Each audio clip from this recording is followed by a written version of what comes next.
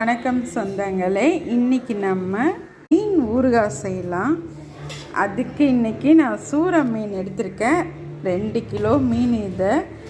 இதை க்ளீன் பண்ணி துண்டு போட்டுக்கலாம். ஊறுகாவுக்கு தக்காளி புளி வேக வச்சு அரைச்சிக்கலாம் பேஸ்ட்டாக.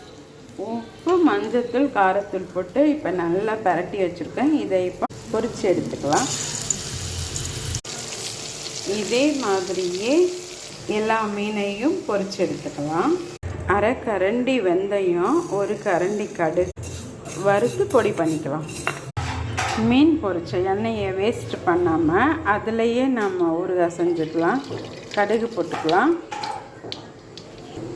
கருவேப்பிலை போட்டுக்கலாம், பூண்டு போட்டுக்கலாம், பெருங்காயம் போட்டுக்கலாம்,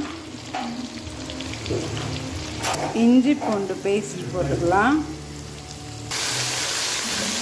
நல்லா கலந்து விட்டுக்கலாம். மஞ்சத்தூள் போட்டுக்கலாம், காரத்தூள் போட்டுக்கலாம். இப்போ தக்காளி புளி பேஸ்ட் ஊற்றிக்கலாம். தேவையான அளவு உப்பு போட்டுக்கலாம். இப்போ நம்ம பொரிச்ச மீன் துண்டுகளை போட்டுக்கலாம்.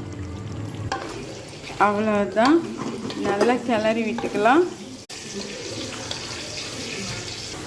ஊறுகாவுக்கு டேஸ்ட்டு கொடுக்கறது இந்த கடுகு வெந்தய பொடி தான். இதில் ஒரு 2 ஸ்பூன் நம்ம அப்படியே மலைச்சாரல் மாதிரி தூவிக்கலாம்.